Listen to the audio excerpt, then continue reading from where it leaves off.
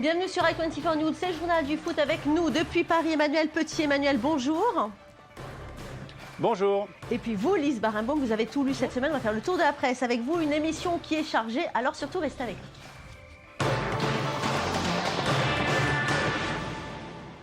Et on commence cette émission par le championnat d'Espagne. Cette 19e journée de Liga a vu tous les favoris gagner. Le Barça l'emporte facilement 4-0 contre les Deportivo La Corogne. Même chose pour Madrid, 3-0 contre Retafe. L'Atlético s'impose sans briller. 2-0 face à Grenade, même score 1 pour Séville contre Malaga. Enfin, Valence suit le rythme avec une victoire in extremis 3-2 sur Almeria. Dimanche soir, le Barça s'est donc imposé tranquillement sur le terrain de la Corogne. Victoire 4-0 grâce à un triplé de Léo Messi. On dirait, Manu Petit, que la perte du Ballon d'Or ne l'a pas du tout affecté. Dans la même manière aussi Ronaldo, parce qu'il a marqué un doublé. Donc je dirais que le Ballon d'Or a été donné la semaine dernière. Il commence déjà sur des statistiques à rendre fou tout le monde. Donc je crois que les 10 mois qui vont arriver vont être encore un duel intense entre ces deux joueurs. Oui. Et puis on sent quand même le Barça beaucoup plus serein en ce moment, malgré la crise interne que le club a vécue, avec le licenciement du directeur sportif et puis les rumeurs surtout du départ de Messi. Oui, même si j'ai du mal à imaginer Messi ailleurs qu'à Barcelone, mais c'est vrai qu'on n'a jamais senti cette année de raisons aussi importantes de Messi pour partir à la fois sur le domaine sportif ou extra-sportif. Malgré tout, j'ai vraiment du mal à imaginer Messi ailleurs qu'à Barcelone. Oui. Ouais. En tout cas, Manu, on va passer maintenant au Real Madrid. Vous vouliez en parler de ce Cristiano Ronaldo. Victoire franche, 3-0. Donc Cristiano Ronaldo qui inscrit un doublé, vous venez de le dire. Mais avant de parler du Portugais, on va parler de Benzema, qui était absolument extraordinaire. Il est à l'origine de l'ouverture du score. C'est quand même lui qui a débloqué la situation. Surtout le geste technique qu'il fait dans la surface de réparation, il est sur la ligne de sortie, il est vraiment encadré par un nombre important de joueurs adverses et malgré tout il arrive à faire cette roulette sur lui-même pour donner cette passe décisive à Cristiano Ronaldo qui était de l'autre côté du terrain au début de l'action. Donc c'est pour vous dire comment ces joueurs se donnent ils sont altruistes en fait. Et c'est ça qui fait une des forces du Real Madrid cette année. Oui. D'ailleurs, Lise, la presse ne s'y trompe pas. Elle encense complètement Benzema, qui joue toujours aussi bien son rôle de lieutenant finalement de Ronaldo. Oui, et le quotidien espagnol sportif Marca a consacré sa une à Benzema. Il l'a surnommé Benzemago, le mage Benzema. En effet, il a réalisé un petit miracle avec ce superbe geste contre Retafe qui a débloqué le match. Alors justement, Manu, Benzema, un homme de l'ombre auquel il faudrait peut-être faire un petit peu plus hommage de temps en temps, parler plus en tout cas. Ouais, mais c'est compliqué, Valérie. Comment vous voulez exister à côté de Cristiano Ronaldo, de Gareth Bale? C'est vraiment très compliqué pour lui. Donc, malgré tout, il arrive à faire toujours ses passes décisives, à marquer son but de temps en temps, à avoir des stats. C'est la meilleure année pour lui en termes de stats. Donc, il existe quand même malgré tout. Donc, c'est vraiment à son honneur. Oui. Vous pensez qu'il va rester au Real l'année prochaine? Compliqué à dire. Je crois que tout dépendra aussi de la saison du Real Madrid cette année. Donc là, ils se sont rassurés avec cette victoire parce qu'ils étaient sur 2 défaites consécutives. Malgré tout, je dirais que ça faisait longtemps que je n'avais pas vu le Real Madrid jouer aussi bien et être aussi performant. Ouais. Et Benzema, vous pensez Maintenant, que je ne sais pas. Pour l'Euro 2016, vous pensez que ça va être un vrai tournant et qu'il va vraiment être le leader de l'équipe de France, celui qu'on attend depuis longtemps? Moi, je pense sincèrement, parce que c'est vrai qu'il n'a pas les mêmes disponibilités mentales lorsqu'il arrive en équipe de France, mais c'est vrai aussi qu'il n'a pas les mêmes joueurs autour de lui. Je crois que, je vais peut-être me répéter Valérie, mais c'est la meilleure saison de Benzema cette année. Elle coïncide aussi avec la meilleure saison du Real Madrid. Donc pour moi, ça serait une erreur à une année de l'Euro en France de pouvoir justement partir dans un autre club. Je pense que son avenir s'inscrit au Real Madrid, en tout cas dans un avenir immédiat. Stratégiquement en tout cas. Allez, on va passer à un joueur que vous connaissez bien. Il a tout gagné, même plusieurs fois. On ne le présente plus. Il s'agit, on vient d'en parler, de Cristiano Ronaldo, qui n'est pas seulement l'un des plus grands footballeurs de tous les temps, mais aussi un surhomme. On connaît la discipline de fer qu'il s'impose. Eh bien, c'est sûrement cette hygiène de vie qui fait de lui un véritable athlète capable de courir aussi vite qu'un champion d'athlétisme. Ronaldo est-il Superman ou un autre héros de bande dessinée que vous connaissez, Manu Petit? Lise Barenbaum vous nous en dit tout de suite plus et puis on en parle après.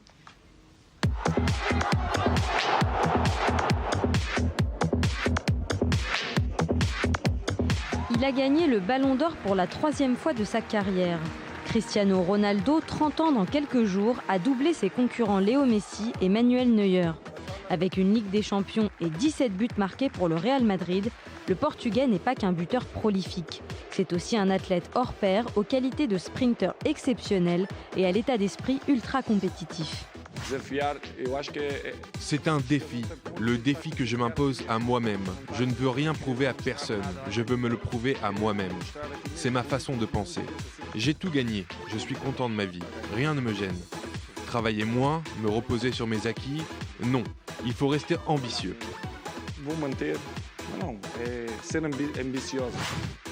Étoile filante sur les terrains, en 2011, Ronaldo a réussi à dépasser un champion d'athlétisme espagnol, Ángel David Rodríguez. Une performance qui ne doit rien au hasard, le joueur s'astreint à une hygiène de vie impeccable. Nous sommes très fiers de l'avoir comme joueur parce que c'est l'exemple même de ce que doit être un sportif et un professionnel pour les jeunes générations. Il s'entraîne comme un jeune footballeur qui doit faire ses preuves. C'est admirable. Son anatomie est parfaite, un tour de poitrine de 109 cm, un tour de cuisse de 61,7 cm et des mollets dissymétriques mais très puissants. Il a les jambes d'un sprinter, le physique d'un coureur de demi-fond et les cuisses d'un sauteur en hauteur. Lorsqu'il s'élève dans les airs, il atteint une hauteur de 78 cm. Une performance qui dépasse celle des joueurs de NBA. CR7 en a conscience, cette année il méritait davantage que les autres la récompense suprême.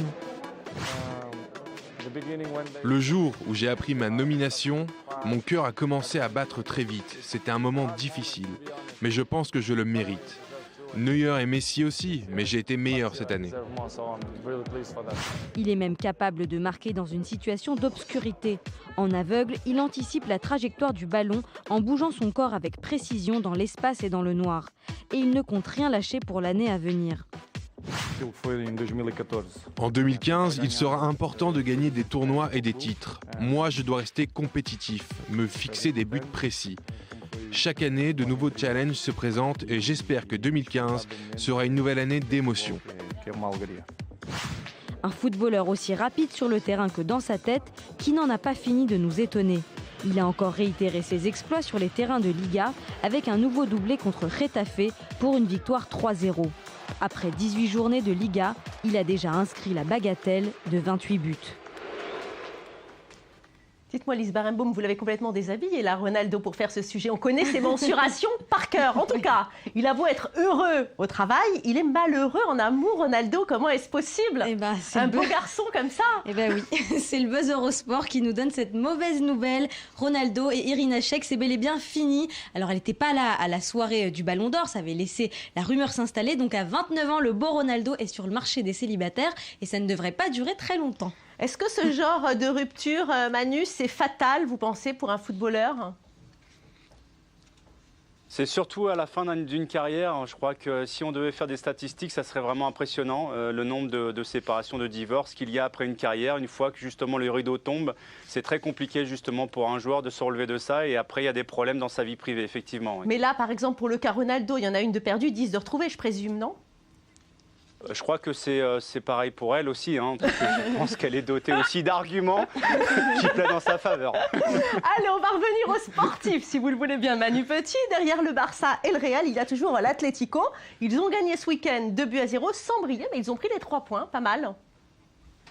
Oui, ils se sont rassurés, donc c'était impératif après le petit coup de mou qu'ils ont eu ces derniers temps, et surtout en sachant que derrière, eh ben, les autres aussi ont gagné, donc c'est assez compliqué. Il y a un gros choc qui arrive justement ce week-end entre Valence et Séville, et donc à charge à la fois du Barça, de Real Madrid, mais de l'Atlético de gagner pour pouvoir creuser l'écart sur leurs 2 poursuivants. Alors on va terminer ce Tour d'Espagne avec vous, Lise Barenbaum, avec une anecdote amusante que vous nous rapportez. David Moyes, qui est l'entraîneur de la Real Sociedad depuis quelques semaines, sur le terrain, c'est pas encore ça, mais en tous les cas sur les tribunes, eh bien, il a su trouver sa place.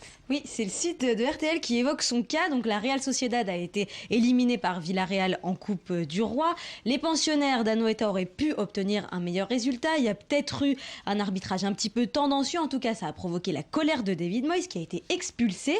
Il n'est pas du tout retourné au vestiaire. Il est donc monté dans les gradins et il s'est permis de grignoter des chips avec des supporters qui lui ont offert donc ces chips. Bon, c'est un manque de respect, vous pensez, ça, Manu, pour l'arbitre ? Non, non, parce que quand vous êtes expulsé, vous avez le droit d'intégrer le public. En revanche, vous pouvez plus rester dans le cadre du terrain. Donc quelque part, Moyes avait déjà une réputation d'être proche des gens lorsqu'il était à Everton et après à Manchester, même si ça a été un peu compliqué à United. Mais malgré tout, je trouve que c'est plutôt sympa comme image. Et d'ailleurs, les gens lui rendent bien puisqu'ils partagent justement leurs chips avec lui. Donc je dirais que globalement, c'est plutôt sympa de voir ce genre d'image. Même si bon, c'est pas vraiment, excusez-moi Valérie, c'est pas vraiment un exemple de diététique pour ces joueurs en tout cas. Vous avez raison. Allez, au classement de cette Liga, rien ne change. Le Real est sacré champion d'hiver, même avec un match en moins. Le Barça n'en démord pas et continue sur les traces de son meilleur ennemi. L'Atlético suit avec 41 points derrière. Séville et Valence continuent de rester au contact.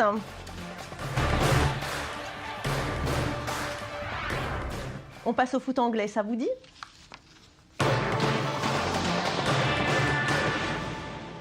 En Angleterre, on a eu beaucoup de spectacles ce week-end avec 26 buts. Regardez les résultats. Arsenal crée la sensation en s'imposant 2-0 sur le terrain de Manchester City. Chelsea fait le spectacle. Et Swansea, 5-0. Manchester United assure l'essentiel de 2-0 contre Queen's Park Rangers. Même chose pour Southampton et Liverpool qui s'imposent à l'extérieur.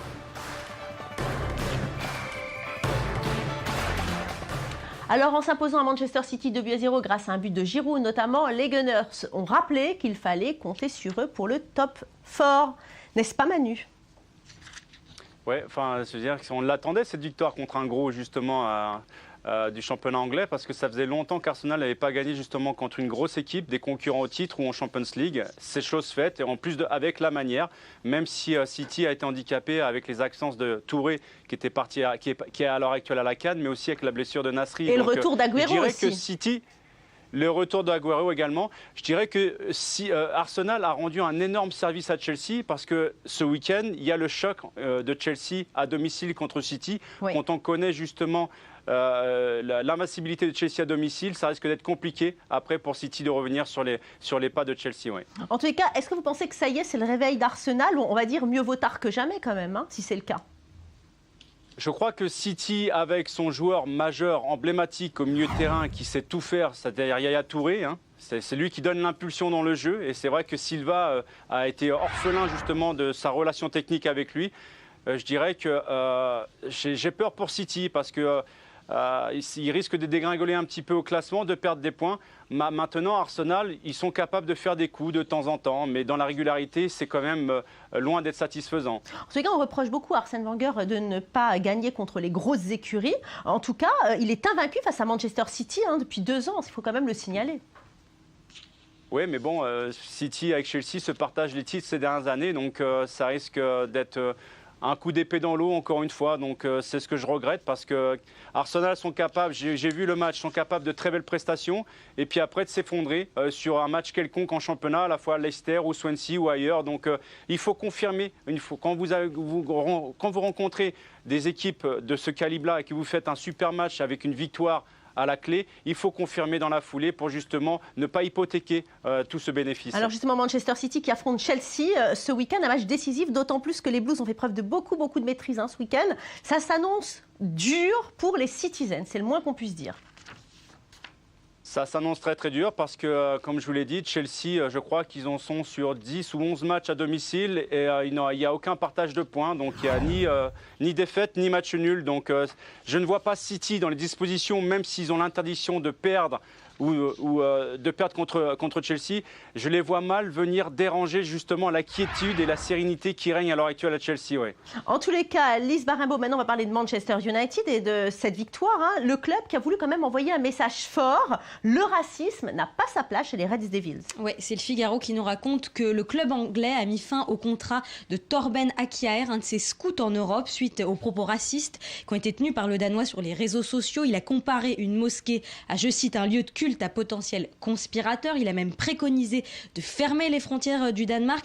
Tous les commentaires évoqués ont été démentis par l'intéressé et instantanément effacés de son profil. Lui, il évoque un piratage de son compte. Qu'est-ce que vous en pensez, Manu Petit, les réseaux sociaux finalement qui encouragent trop les gens à donner leur avis? Je sais que vous n'aimez pas trop ça, vous. Non, je n'ai pas de compte Twitter ou Facebook pour ne citer que. Parce que dès le départ, j'ai senti qu'il y avait... moi, je me réjouissais du retour des réseaux sociaux parce que quelque part, c'était un retour à la démocratie. Le peuple s'appropriait un petit peu la parole qui leur était un petit peu refusée depuis longtemps. Maintenant, quand je vois ce que font le peuple sous couvert d'anonymat à travers les réseaux sociaux, ça m'inquiète de plus en plus parce que le racisme est extrêmement présent, mais pas simplement. Il y a d'autres dérives également qui sont très présentes sur les réseaux sociaux. Donc il faut condamner justement l'intolérable. Et c'est bien que Manchester United, qui est un des clubs les plus réputés et les plus suivis au monde, ait pris cette décision.